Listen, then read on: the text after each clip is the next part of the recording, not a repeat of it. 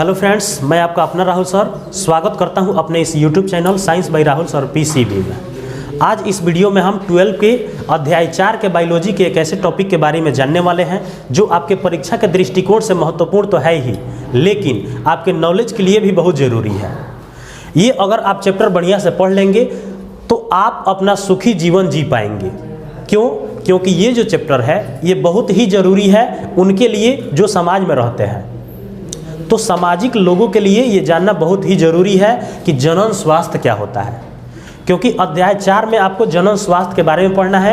ये बिहार बोर्ड के बायोलॉजी के अध्याय 4 है जिसका नाम क्या है? जनन स्वास्थ्य। इंग्लिश क्या होता है? Reproductive health. तो आज हम लोग रिप्रोडक्टिव हेल्थ से जुड़ी जितनी भी जानकारी है उन सबको एक एक करके समझने का प्रयास करेंगे। एग्जाम में इससे क्वेश्चन पूछे जाते हैं। एग्जाम के अलावा नॉलेज के लिए भी ये काफ़ी महत्वपूर्ण है। तो अगर हम सबसे पहले पॉइंट की बात करें, जनन स्वास्थ्य। जनन स्वास्थ्य क्या होता है? इसमें दो चीज़ शामिल है, एक है जनन और दूसरा है स्वास्थ्य। तो सबसे पहले हम लोग जानेंगे कि जनन क्या होता है। जनन एक ऐसी प्रक्रिया है, जनन एक ऐसी प्रोसेस है जिसके द्वारा कोई भी सजीव प्राणी अपने संतान की वृद्धि करते हैं और अपनी संख्या को बढ़ाते हैं। ये प्रक्रिया होती है जनन। मतलब कि अगर आपको एग्जाम में लिखना होगा तो कैसे लिखेंगे? वह प्रक्रिया जिसके द्वारा जीव अपने जैसे नए संतान की उत्पत्ति करके अपना वंश वृद्धि करते हैं, अपनी जनसंख्या में वृद्धि करते हैं, वह जनन कहलाता है।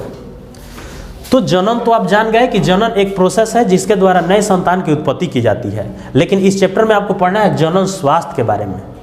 तो जनन से रिलेटेड जितने भी जानकारियां हैं उनमें हमको शामिल करना पड़ेगा कि स्वास्थ्य क्या होता है, स्वास्थ्य कैसे ठीक किया जाएगा, जनन में कौन कौन से स्वास्थ्य के बारे में आपको जानना होगा, किस तरह से आप स्वस्थ रह सकते हैं, किस तरह से आप सुखी जीवन जी सकते हैं, कैसे आप रहेंगे तो आप बीमार नहीं पड़ पाएंगे। तो इन सभी जानकारियों के बारे में हम लोग एक एक करके समझने वाले हैं। तो सबसे पहले अगर हम इसके परिचय की बात करें, इंट्रोडक्शन की बात करें, तो इसमें सबसे पहला पॉइंट आता है WHO। WHO अपनी महत्वपूर्ण भूमिका निभाता है, क्योंकि WHO का मतलब क्या होता है? World health organisation.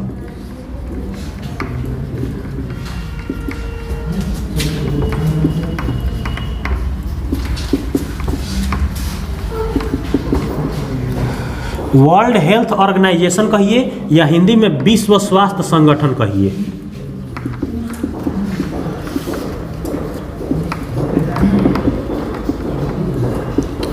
विश्व स्वास्थ्य संगठन कहिए या वर्ल्ड हेल्थ ऑर्गेनाइजेशन कहिए। वर्ल्ड हेल्थ ऑर्गेनाइजेशन है क्या? तो यह एक संस्था है जिसमें सभी देशों के स्वास्थ्य मंत्री, बड़े जो नेता होते हैं या महामंत्री होते हैं, वे लोग शामिल होते हैं। वे लोग अपना बैठक करते हैं और वहाँ से चर्चा करने के बाद से कुछ गाइडलाइन जारी करते हैं और उसको सभी देश के लोगों को फॉलो करना होता है। तो ये होता है WHO।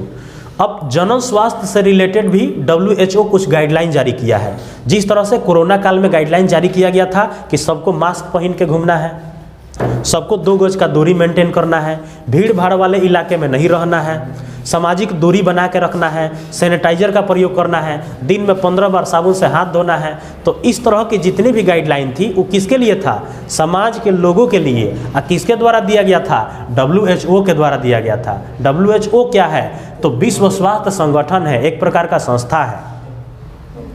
तो जनन स्वास्थ्य से रिलेटेड WHO कुछ गाइडलाइन जारी किए हैं जिसको हम लोग एक एक करके समझेंगे, क्योंकि समाज के लोगों को ये जानना बहुत ही जरूरी है। तो सबसे पहला पॉइंट इसमें आता है, जनता के बीच जनन से संबंधित जितनी भी जानकारियां हैं, जितनी भी नॉलेज है, उसके बारे में चर्चा करनी चाहिए। किसके बीच? जनता के बीच।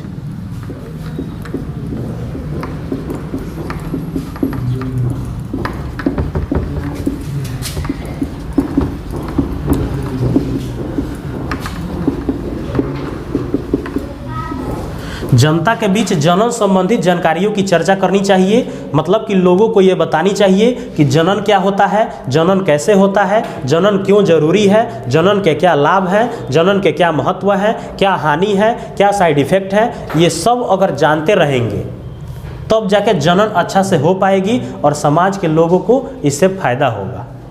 तो ये गाइडलाइन कौन जारी किए हैं? WHO, विश्व स्वास्थ्य संगठन। क्या जारी किए हैं? कि जनता के बीच जनन संबंधित जितने भी विषय हैं जनन संबंधित जितनी भी जानकारियां हैं उसकी चर्चा की जाए, उनको बताई जाए कि कैसे जनन होती है, क्या प्रोसेस होता है, कैसे सेफ रहेंगे।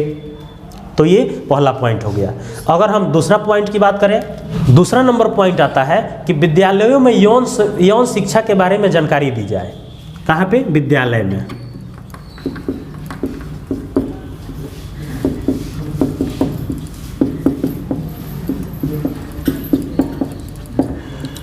विद्यालयों में यौन शिक्षा की जानकारी। यहाँ विद्यालय का मतलब ये नहीं कि खाली प्राइवेट स्कूल में यौन शिक्षा के बारे में बताया जाए।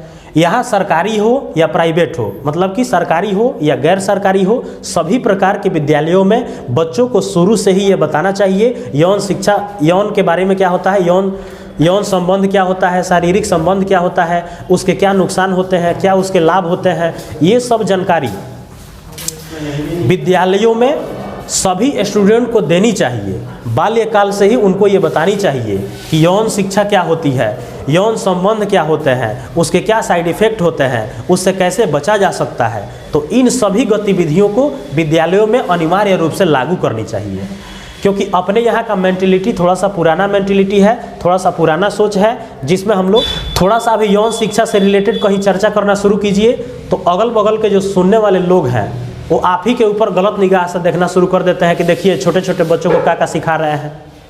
तो इस मेंटिलिटी को चेंज करना पड़ेगा, इस भावनाओं को धीरे धीरे बदलना पड़ेगा, तब जाके आपके समाज का विकास होगा, तब जाके आप सुखी रह पाएंगे, स्वस्थ रह पाएंगे। तो पहला पॉइंट क्या था कि जनता को बताइए। दूसरा पॉइंट क्या था? विद्यालयों में यौन शिक्षा अनिवार्य कीजिए ताकि बच्चों को शुरू से ही उसके बारे में पता चल सके। तीसरे पॉइंट की अगर हम बात करें, समाज के लोगों को यौन संचारित रोग,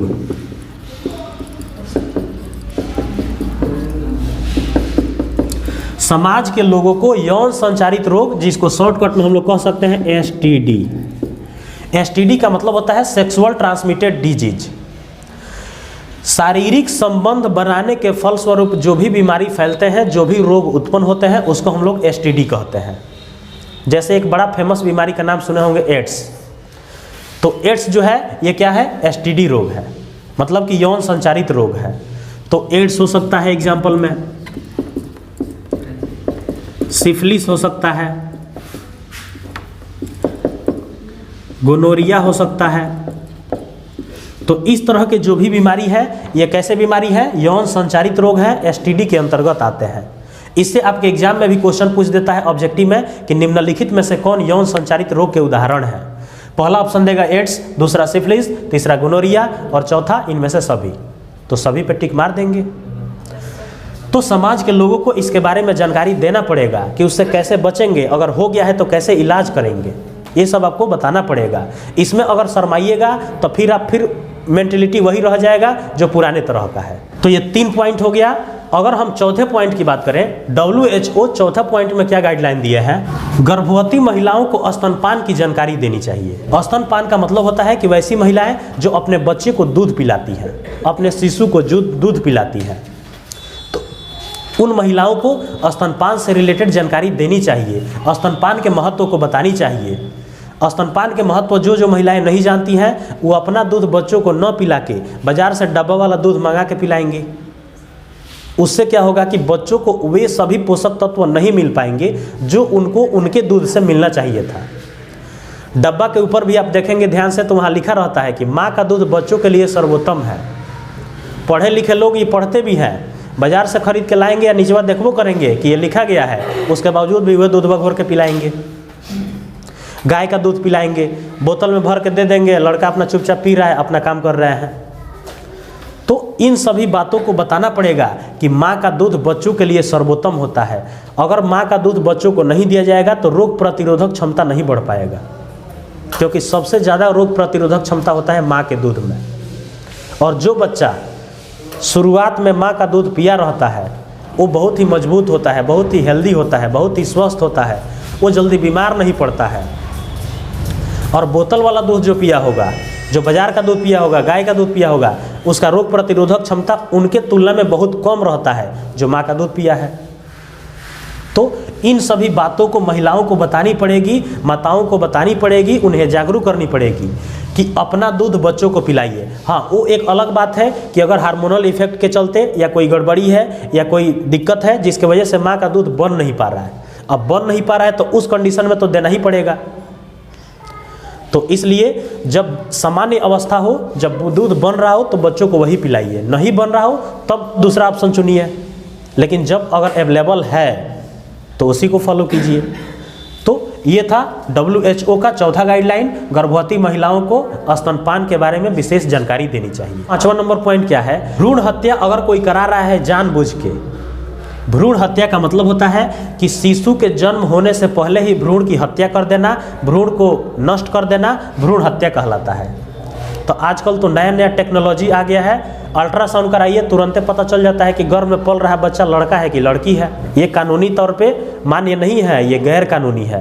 भ्रूण हत्या तब कराया जाता है जब भ्रूण में किसी प्रकार का इफेक्ट हो गया हो, इन्फेक्शन हो गया हो या अंग भंग हो गया हो, गर्भ में पल रहा बच्चा पूरी तरह से विकास नहीं कर पा रहा हो या बच्चे की गर्भ में ही डेथ हो गई हो, तो वैसे कंडीशन में कराया जाता है भ्रूण हत्या। लेकिन इसका गलत तरीके से उपयोग किया जा रहा है आजकल इसका उपयोग उस कंडीशन में किया जा रहा है कि गर्भ में पल रहा बच्चा लड़का है कि लड़की है। लड़की है तो तुरंत उसको ख़त्म करा दे रहे हैं लोग, और लड़का है तो कोई दिक्कत नहीं है। तो WHO का कहना है कि अगर कोई भ्रूण हत्या करा रहा है तो तुरंत इसकी सूचना दीजिए, कार्रवाई किया जाएगा उस पर, क्योंकि ये गैर कानूनी है। WHO का अगला गाइडलाइन क्या है कि लोगों को, समाज पे जो भी लोग हैं उनको गर्भपात के बारे में बताइए, गर्भ निरोधक के बारे में बताइए, गर्भ निरोध के बारे में बताइए और यौन संचारित रोग के बारे में बताइए।